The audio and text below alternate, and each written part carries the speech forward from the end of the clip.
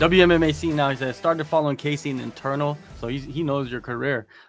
She's made smart decisions with her career, fighting for at UAE Warriors same week as the UFC at fight. Yeah, go. Let's go back to that.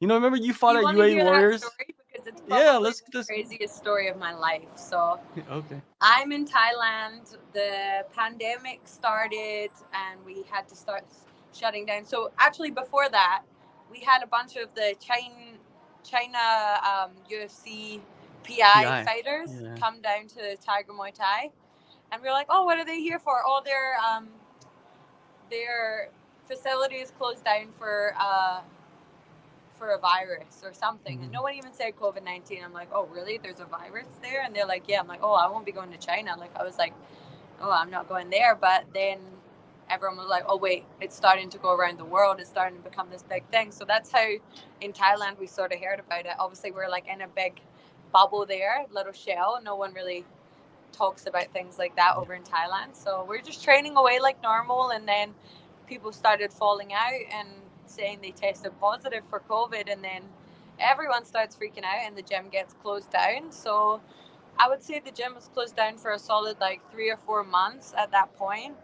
Um, we were training out of Alex Shield, if you know who that is, great jiu-jitsu guy, coaching Tiger Muay Thai for a long time now at Bang Tao with the Hickman brothers. But we were training in his garage with some mats that we took from the gym, and we had to like put up things so that the police couldn't drive by and see us and fine us. So we were just like illegally training at that point.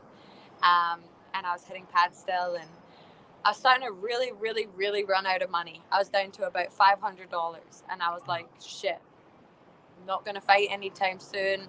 Probably can make it another couple months, but that was my lifestyle in Thailand always. I never had any money. I moved there with no money, and I lived on a mattress on the floor for a long time. So you just make things work. And I was like, I'll make it work, no worries. And then more months went by and more months went by, and I thought, oh my God, I really need to make something happen here. So Danny calls me and says, they're offering you a fight on UAE Warriors. And I was like, yeah, I'll take it. I don't care who it is, how much money, whatever. And he's like, okay, fine, but there's one problem. You can't get back into Thailand if you go there because they're not taking anybody right now for COVID. And I was like, okay, I'll just go back to Australia. Australia won't take you either. It's closed for COVID. Okay, I'll go stay with my family in the UK.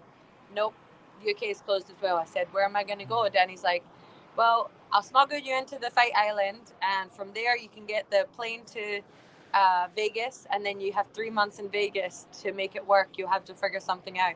So I was like, should I take this chance on myself? And then I thought, you know what? I've taken bigger chances on myself before. I'm going to do it. So I went to UAE Warriors knowing I had no choice but to win that fight. Like, that was literally my only choice. And then I went to UFC after that, stayed on weight, and had lunch with Mick every day. I literally made Mick sit at the table with me every single day to have lunch. If he was already there, I'd walk over and sit at his table, introduce myself, say that I would fight for him, say that I'm ready for the weekend, like just make sure that he knew who I was, and just was really annoying about it. Jumped on that charter flight to America with $3,500. That's all I had. $3,500 with 3 months to make it work, and then managed to get signed in the first 2 weeks of being there. I think it was either persistence or annoying Mick, and he wanted to either, feed me to the wolves straight away because they offered me Lauren Murphy, or they just really needed someone. But it all worked out in the end. It was a pretty crazy whirlwind story, and very daunting, if I do say so myself. Standing at the back of that UAE Warriors fight was probably the most nervous I've ever been in my life, because I was like, if you do not win this, you have nowhere to go. Like, you have no hope here. So it's pretty nerve-wracking, if to say the least. That's crazy. Like if you don't win, like that's pressure because Yeah, you're already undefeated, right? So you have the yeah, undefeated record, but then on top of that, if you don't win, you don't go to the fight island. You can't get in to talk with yeah, Mick Maynard because you just lost your fight, right? It's not like you yeah, could talk Mick Maynard into signing you. So it all like kind of dominoed into a perfect, like a perfect form, right? It's just like yeah. everything dominoed perfectly for you. A lot And of then when hard you got work, to Vegas, but yeah, yeah, of course, for of sure. course, of course.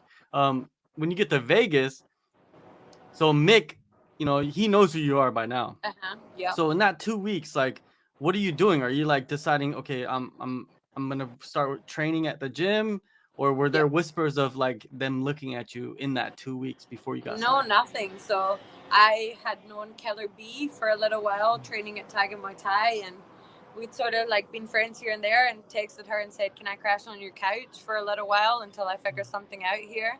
Because things were really expensive, and she was like, "Sure." So crashing on her couch, training at Extreme Couture whenever I could find a lift there or manage to walk there from where I was staying, and just was training, whenever I could. Managed to have Eric give me some free months there to try it out, I guess. And actually got a call from Danny one day when I was in the gym. He's like, "You're gonna leave tonight to fight Island and fight Lauren Murphy. Cynthia's out with COVID." And I was like, oh my god, I'm in. Like, this is it. I'd kept my weight really, really low. I was freaking starving at this point. Like, I was just like, I'm ready for this. And then I went to my house. I packed up everything I owned again, which was just one suitcase of stuff, not much. Packed everything into that suitcase. The UFC had a car that picked me up, drove me all around to do all the testing, like the eye test, the EKG, all that stuff.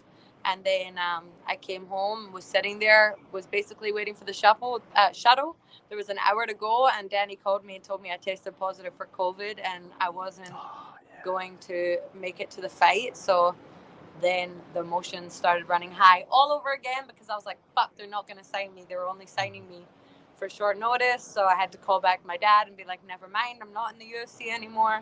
And he was like, what's going on? And then Mick calls me maybe a couple hours later and says, hey, kid, I'm still going to take a chance on you. You're still going to get into the UFC. So almost dominoed into a better effect again, because I got a full camp for my first fight, and look how things have went since then. Who knows what would have happened in Fight Island, but super, I'm just super grateful for the whole experience and everything that I had to go through to get to where I am now. And then, you just went back to Australia just recently, and that was 4 years, right? 4 years. It must have been crazy to like see everybody back there, and and all the success you've had since you left. Because when you left, you were in Thailand. You went to Thailand to go train at Tiger with your new coaches and develop your skill set. And then by the time you come back, you're already in the UFC with a few fights and like ranked. Yeah. It was weird, but people in Australia are not like everywhere else.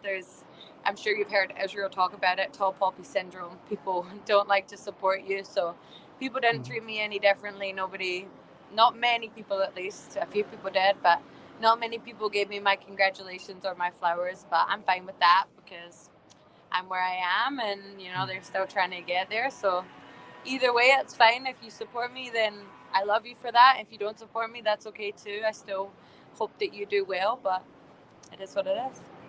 Are you a heel now? Like, because after the Roxy fight, you're just like, fuck you, and you want to hate me, fucking hate me. I don't give a fuck. Like I don't is think that I'm trying to put on the persona. I think that's just me, like if you are booing me, then fuck you. Like, that's just how I am. Like I said, I call people out on their bullshit. So you want to boo, then fuck you. But I'm not gonna be like a heel character. I still want to be myself. I had a lot of things growing up that I followed, like a lot of girls and stuff who were not authentically themselves, and it caused a lot of issues for me growing up. So being a role model for girls growing up, I really want to be authentic and be myself, and show other girls that they can do the same and still get to a good place in their life, just being themselves.